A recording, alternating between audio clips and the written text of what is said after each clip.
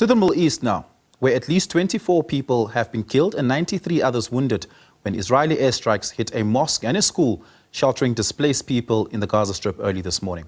Palestinian health officials say at least another 20 people have been killed since Saturday night in northern Gaza, after the army sent tanks into the area there for the first time in months. The Israeli military says it conducted precise strikes on Hamas terrorists who were operating within command and control centers embedded in the school and the mosque.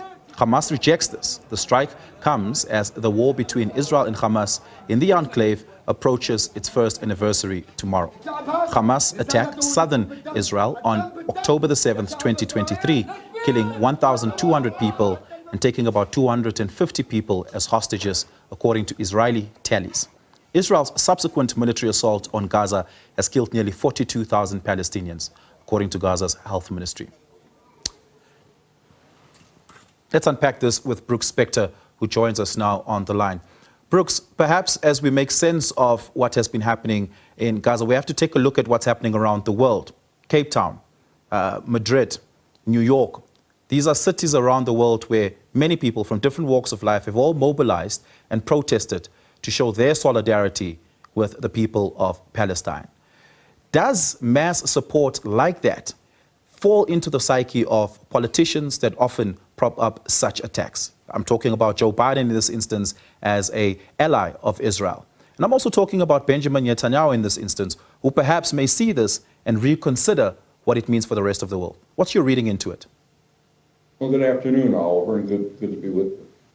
I think first of all, we need to do a couple things. The prologue to the current unhappiness, the current death and destruction, of course, began with an event which took place from tomorrow, 1 year ago, and you prefaced your comments by noting that killing 1,200 some odd people in Israel, and then the taking of something in the neighborhood of 250 hostages, of whom perhaps 50 are still alive. That doesn't mean that was the first opening shot for everything. Obviously, there's been an enormous amount of difficulty that precedes that. But if that had not happened, we probably would not be in the current circumstances that we are in. To your question, though, yes, there are lots of demonstrations, and some of them are extraordinarily large, and they do indeed include people from many different backgrounds, races, religions, creeds, etc. Whether the effect can be felt on the part of President Joe Biden versus whether it can be felt on the part of Prime Minister Benjamin Netanyahu, I think those are different questions, actually, because Mr. Netanyahu is operating in the context of his own country rather than what people in Madrid or Brussels or wherever else might say, partly because he has a parliamentary majority, a very slim one, but he has that. But crucially, part of that majority are two very small parties on the far right.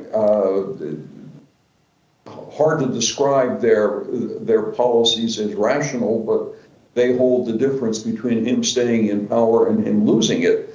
And as a result, he feels that the policies he's carrying out are in the best interest of his nation.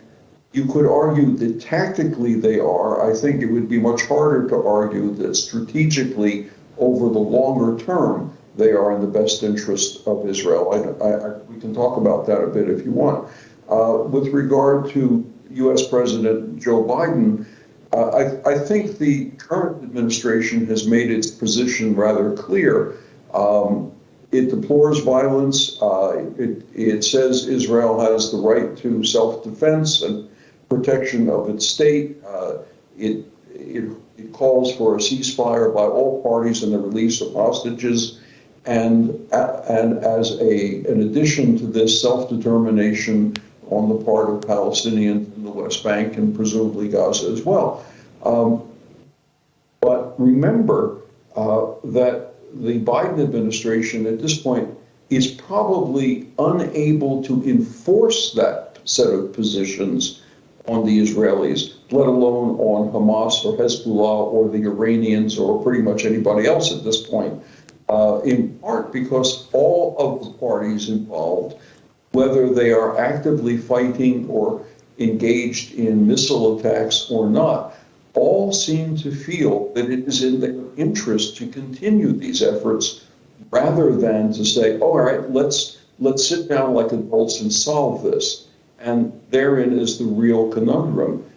You cannot get all of these parties together in the same room to sit down, sign an agreement which is binding and which stops the violence. And that's the nature of it. It's unfortunate, it's terrible, but I don't see any easy way out of it. I mean, I sometimes, in a very bitter kind of way, joke that this is another part of the world that produces far too much history than can be consumed. And there is obviously far too much misery than can be ameliorated at this point. And I think that's where we stand right now. One other footnote, if I might. When Kamala Harris, the current vice president in the U.S. and the candidate for the presidency in, 29 days from now, 30 days from now, she has stressed more that last part of what I was saying about the Biden administration than the current president has, which is self-determination, respect, and the rights of Palestinians in the West Bank and in Gaza. And that represents a kind of a shift. It does not represent a change. It represents a modulation, shall we say. Yeah. Brookes Spector, we're going to have to leave it there. Thank you so much. Really do appreciate it. Brookes Spector is a former American diplomat and associate editor at the Daily Maverick.